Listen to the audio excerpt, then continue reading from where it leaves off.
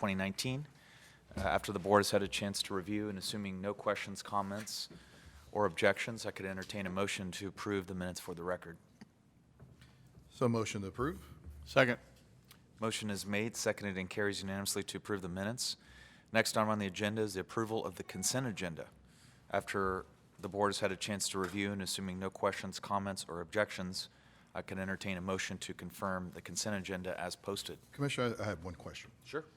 And help me, who am I addressing this to? Probably either Robert Hatter or Ken Mills should be able to answer that question. So I understand the consideration and action of pooling the applications, but what is the considering action of production sharing agreement? Robert Hatter with Energy Resources. Production sharing agreements are typically done when there are existing units. Like in the Eagle Ford, you may have an entire area where you have pooled units. Right. But the company wants to come in and drill additional wells across those units. And so what we'll do is participate based on length of productive lateral of those wells that are drilled across existing leases and or units.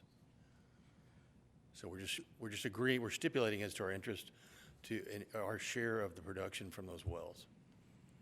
But is it in a different depth formation, or is it's the same operator that you have been with from the beginning on?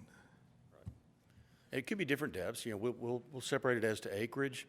You know, we'll put limitations on how much acreage they can hold and on what depths they can hold. So they can't hold all depths Right. with just a single well. We'll put a limit. Typically, for horizontal well, it'll be 300 feet below the deepest depth reached by the horizontal lateral. Okay. Thank you. Thanks for the clarification. No further question. I motion to approve. Second. Motion is made and seconded and carries unanimously to approve the consent agenda as posted. Items number 3 through 5 will be held in executive session. We'll enter into session pursuant to Chapter 551, Subchapter D, Section 551, TECO 71. Commissioner, I'm sorry, I believe that item 3 is going to be heard in open session. Sorry, I believe item 3 is actually going to be held here in open session, not closed session. That's the methane emissions policy. Sorry, I didn't mean to Stand interrupt corrected. you. Item number 3 will be held in open session. Mr. Mills will brief the board on this item. Good morning, Ken Mills. I'm the director of the oil and gas section in Office of General Counsel. I apologize if I'm either mumbling or shouting, but my head is so stuffed up I can't tell what my voice is doing today, so let me know. For many years, the Land Office, and by extension through pooling agreements, the Land Board, has had an emissions policy in effect. All of our documents require our operators to comply with all applicable state and federal laws. That would include any sort of prevention pollution legislation on either the state or federal level. Our documents themselves, especially the more recent versions of our oil and gas lease, expressly require operators to minimize venting and flaring. And as an economic incentive, our operators are required to pay for all production, regardless of whether they sell it. They pay us a royalty on what we call non-sales dispositions, which include any vented gas, because all that production is metered, as soon as it comes out of the ground. So we know how much volume is produced, and whether they sell it or flare it or inadvertently vent it or whatever happens to it, the school fund's still getting a royalty. But the commissioner had asked us to gather those policies, as I say, that have been in effect in one way or another for a number of years, into a single place for easier reference. And that today is what we've proposed, and this policy that restates a lot of what I just told you, which is that it's our policy that our operators comply with laws, that they comply with the provisions of our documents that require them to minimize pollution and to not vent or flare, certainly without permission, which flaring, they can go across the street to the Railroad Commission, but that's part of the legal process that our policy would require them to comply with. And in this, this policy goes on to encourage industry to participate in their own efforts to minimize methane emissions. There is a group called the Environmental Partnership that it's an oil and gas industry group. If you look at their webpage, members include, it's approximately 65 to 70 companies, including, just to name a few, because there are very familiar names around here in terms of being lessees: Anadarko, Apache, BP, Chevron, Devon, EOG, Oxy, Pioneer, XTO. These are large producers who are voluntarily sharing information with each other on ways to reduce the impact of the increased production, particularly in the Delaware Basin and generally in the Permian Basin. University Lands has also adopted a number of best practices that we're proposing in our policy, also encouraging industry to adopt those same practices. And with that, as I say, it's just an effort to bring together all the different areas where we've already encouraged industry for a number of years to make sure they're doing everything they can to reduce emissions, but putting it in one place so that they can be presented to people on request or in any other context so that people know what the agency's policies are. I'm happy to answer any questions. And we would propose that the board, I should say that by extension, since these things are built into our leases, and pooling agreements, are built on leases. Pooling agreements, which you approve, are just allowing somebody, very much like production sharing agreements, are very similar sorts of arrangements, allowing somebody to drill a long lateral that's going to cross boundaries and just agreeing to how the production gets shared between tracts. But the leases that underlie those pooling agreements remain in effect. And so, to some extent, pooling also incorporates all these same methane policies and emissions policies and prevention pollution policies.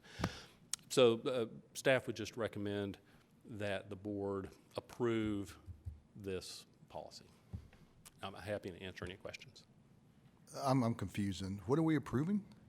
It's not a rule, but it's the policy of the agency and of the land board in encouraging industry, partly encouraging industry to do what it can to reduce emissions, but also reminding them that the documents they've signed require them to follow all laws to prevent pollution and to reduce, for example, to reduce emissions. So are you telling me that right now the leases do not allow flaring? Because there's like a BCF a day in the Delaware being flared. I'm sure No, a our lot of that's leases got to be on do not allow venting and flaring. That is correct. And royalties are charged on that production because it's metered before it goes to a flare stack. Well, but you're saying they're not allowed to flare. Yes, sir. We have, I think, two human beings who drive around all day monitoring our lessees. When we're aware of it, either made aware of it or discovered on our own, that is an enforcement item that somebody will go and talk to the operator. There was, for example, a recent occurrence brought to our attention of some flaring, or venting rather, and staff got on the phone to that operator that day, and that operator sent somebody out. Because again, they're incentivized to do as little of that as possible because they're still paying you a royalty or paying a school fund or royalty for that production. In that particular instance,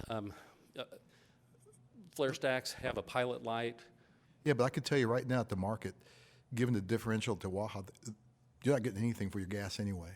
I mean, so they have all the economic incentive to go ahead and flare and pay 25 cents on the MCF because they're producing crude. And the other problem is that they also, I bet you there's a lot kind of on the eastern side of the Delaware that has H2S. So if they're flaring with H2S. Well, again, we don't allow anybody to do that. We prohibit it. Now, I do not think that the land office has the staff to, be physically present at every facility in West Texas on a daily basis to make sure that's not happening. And as and when staff is able to inspect a facility and discovers that's going on, I can't actually speak to what the field inspector does, but that there is action taken to make that stop, or if it's supposed to be flared rather than vented, to make sure that that flare stack pilot light is on, so it's burning it rather than just letting it go. If it's reported to us, as I say, we respond, and we do the best we can. Yeah, if you only have 2 people in West Texas, you're not going to get there, because like I said, the latest numbers were a BCF a day. That's a lot of gas flared. You fly over Culberson, Reeves County, it's lit up. Well, and flaring, as opposed to venting, flaring is something that a company can get permission from the Railroad Commission to do under certain circumstances that they regulate. So flaring, while we still discourage it, is at least something that is subject to regulation and is also visible. So if somebody says, hey, I wonder if this facility where I see a giant flare, I wonder if they have permission to flare that production, they could check with the Railroad Commission. Unfortunately, venting, where the methane is not burned, is not flared, which is much more problematic, is also extremely difficult to see because it's an odorless, colorless gas. There are very expensive cameras that will take an image where it's more visible, but it's a much harder problem to detect, unfortunately. Okay. I mean, I agree. Minimize emissions. I'm all for it. No further question. May I ask a question? Sure. So if you're asking us to approve the policy that's stated here, right? Yes, sir. And then this is also a policy, but it's then also has recommended best practices. Yes, sir.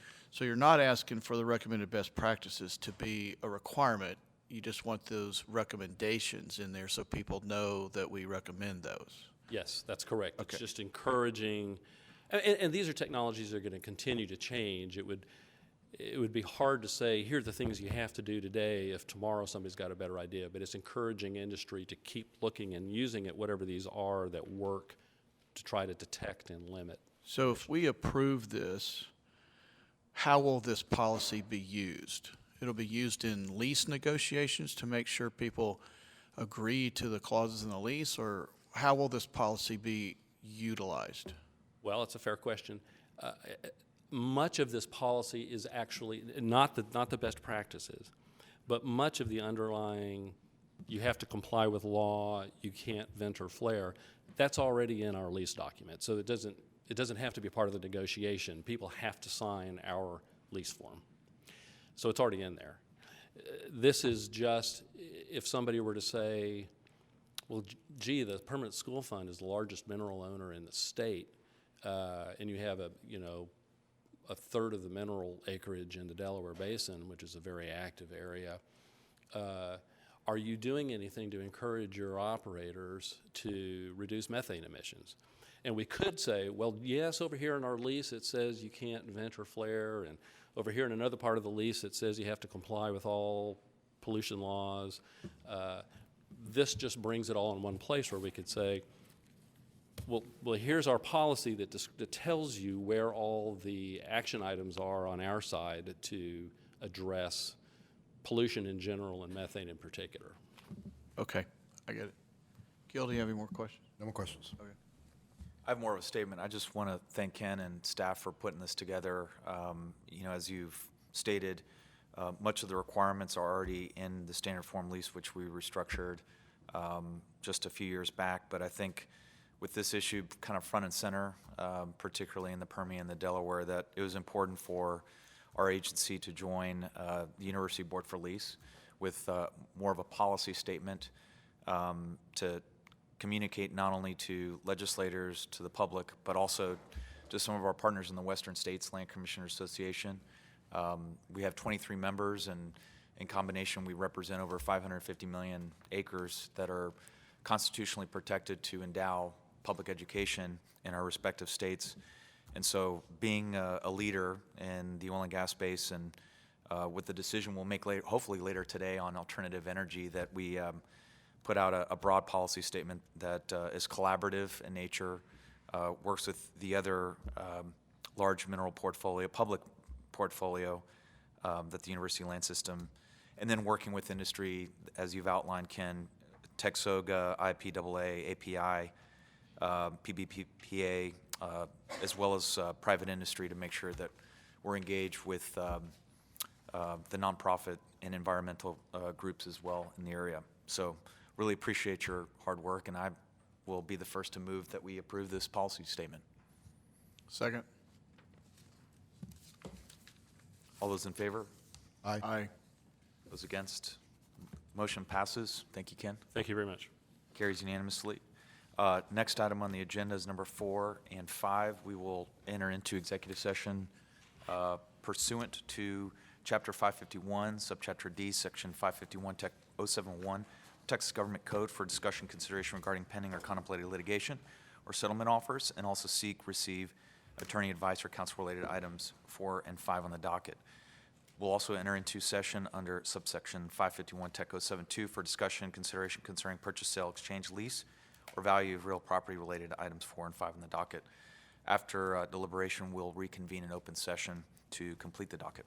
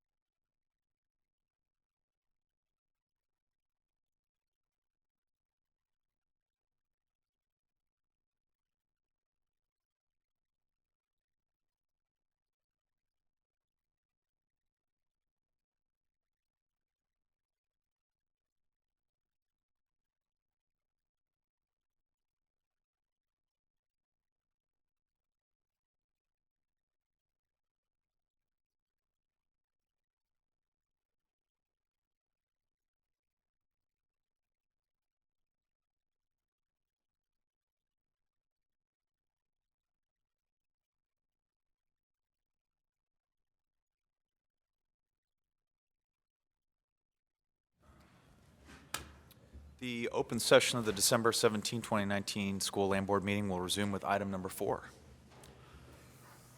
Good morning, Board. Ken Mills, Director of the Oil and Gas Section in the Office of General Counsel.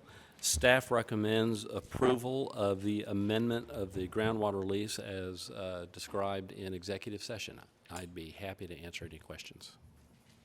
Any questions from the board at this time? So move to approve? Second. Motion is made, seconded, and carries unanimously to approve item number 4. Thank you. Thank you, Ken. Next on the agenda is number 5.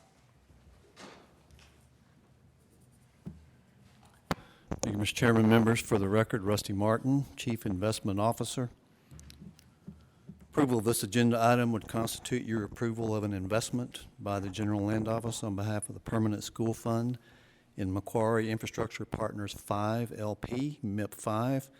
The IEC is recommending that TexGlow invest $350 million on behalf of the Permanent School Fund in MIP 5. MIP 5 is a $5 billion commingled closed-end investment fund sponsored by Macquarie Infrastructure Partners. That's a follow-on to Macquarie Infrastructure Partners 4. MIP 5 will continue the strategy employed by MIP 4, which consists of focusing on developing a diversified portfolio of high-quality core infrastructure assets located primarily in the U.S. and Canada. The fund will target investments that offer essential services to communities and that provide sustainable, predictable, long-term cash flows. MIP is an entity within the Macquarie Infrastructure and Real Assets Platform, MIRA, which is a global leader in infrastructure investment and asset management with 25 years of experience and approximately $67 billion of equity under management. The GLO has a long-standing relationship with both MIP and MIRA that began in 2008 and has resulted in total original capital commitments of $400 million across 3 funds, Macquarie Infrastructure Partners 2, 3, and 4. The MIP 5 proposal was presented to and discussed with TexGlow Investment Management staff and the Townsend Group in meetings and conversations between June and November of this year by MIP principals. Investment management staff subsequently performed due diligence on MIP 5 during October and November. In addition, MIP principals made a detailed presentation to the IEC and Townsend on December 5th. In conjunction with this ongoing discussion, review, and analysis, investment management staff worked with Townsend and legal counsel to ensure that the investment fits within the framework of the TexGlow PSF investment policy statement and is in the best interest of the Permanent School Fund. Therefore, the IEC recommends that the School Land Board approve the investment of $350 million in Macquarie Infrastructure Partners 5 LP. And as usual, your approval of this transaction is contingent upon investment management's completion of the negotiation and finalization of the legal documentation associated with the proposed investment in MIP 5. And with that, I'm happy to answer any questions. Any questions from the board? So move to approve? Second. Motion is made, seconded, and carries unanimously to approve item number 5. Next on the agenda is number 6. Thank you, Mr. Chairman. Members, approval of this item would constitute School Land Board approval of the release of funds from the Real Estate Special Fund account, which I'll refer to as the RESFA, to the Permanent School Fund liquid account for temporary investment by the State Board of Education until needed by the General Land Office to fund capital calls related to new and existing School Land Board investments in the RESFA. As you will recall, House Bill 4388 in the last legislative session amended Section 51 of the Natural Resources Code by adding Section 51.414, which created a Permanent School Fund liquid account. The main purpose of that bill was to create that liquid account in order to provide for the temporary investment by SBOE of money in the RESFA committed by the School Land Board to new and existing investments, awaiting capital calls by the School Land Boards and external investment managers. The bill gives the SBOE the authority to invest the money in the liquid account in liquid assets, to keep any investment income or realize capital gains from those liquid assets, and to use the funds in the liquid asset fund to pay for the administrative costs associated with managing the liquid account.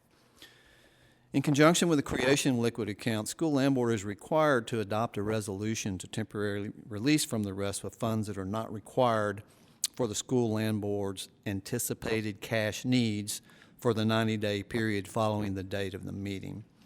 If the school land board's cash needs subsequently exceed the amount available in the RESPA during the period, the SBOE is required to release an amount requested by the school land board within 5 days of the request.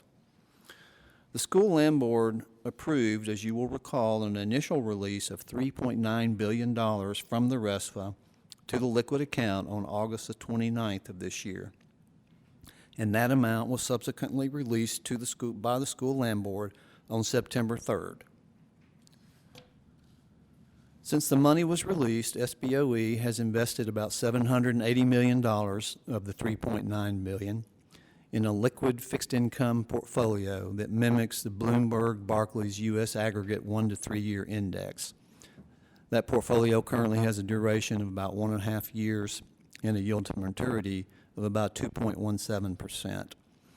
Investment management staff has estimated the school land board's cash needs for the 90-day period December 1st through February 29th to be approximately $449 million. There is currently approximately $359 million in the RESPA at the state treasury, and investment management staff estimates that approximately $435 million in revenue will be deposited into the RESPA from oil and gas royalties and bonus and investment earnings during the period. Thus, investment management estimates that the cash balance in the RESPA at the end of the second quarter will be approximately $345 million. The market value of the investment portfolio is approximately $4 billion. Given the RESPA's revenue distribution history, maintaining a cash cushion of 5%, which is currently about $200 million, is a reasonable target for cash holdings. Therefore, investment management staff is recommending that school land board release $145 million from the RESPA to the permanent school fund liquid account during the period December 17th through February 29th, and to retain the remainder to meet its anticipated cash needs during the period. Going forward, we will prepare and present new 90-day cash needs assessments and RESPA release recommendations for the school land board's consideration on a quarterly basis.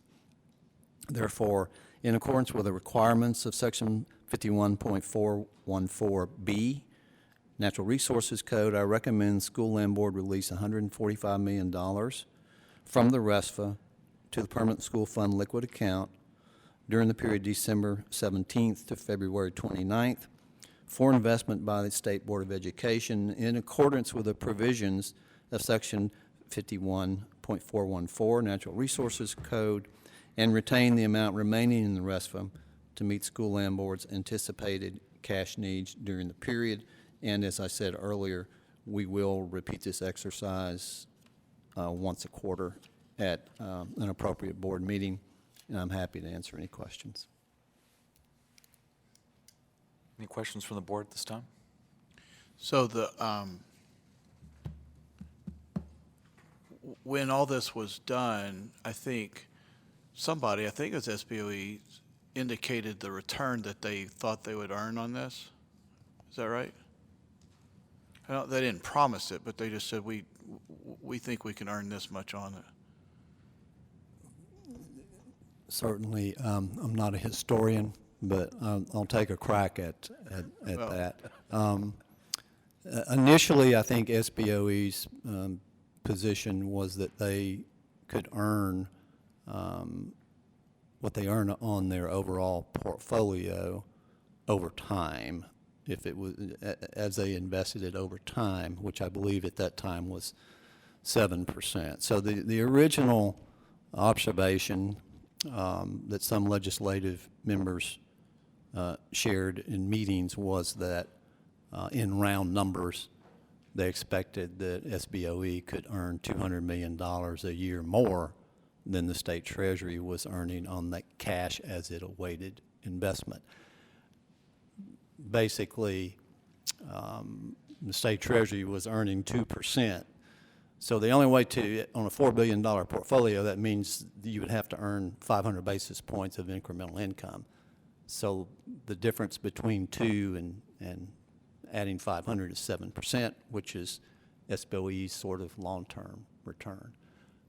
In order to do that, they would have to have that pool of cash invested in the same way that they have their overall portfolio invested, which is not necessarily the most appropriate way to invest that cash, because we do have cash calls coming out of there, and we don't control when that money is called. So theoretically, we could need to call all of it at once. So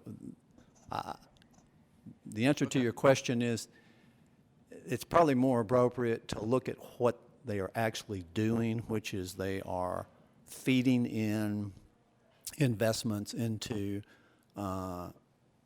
shorter duration, high quality, fixed income type investments that are going to provide a liquidity necessary if we do need to make large cash calls. So at some point, maybe quite a bit further into the future, that may change, and they may reach a point where they could evolve that cash into the same composition as their overall portfolio, but I just don't think it's likely, because the money is going to be called. Yeah. We have a It's going 5-day to be call. called. We So have a it's more 5-day likely call, that it's going to be in a short duration, high quality, liquid, fixed income portfolio. And then the question will just be, how do they do versus the state treasury? And I don't have an opinion on that. Thank you, that was helpful.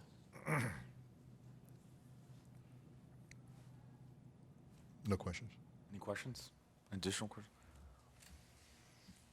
So move to approve? Second. Motion is made, seconded, and carries unanimously to approve item number 6. Thank you, Mr. Thank you, Chair. Rusty, for the recommendation. Before we adjourn, just want to recognize Augustine Hernandez, a landman from Big Spring. Appreciate you coming in.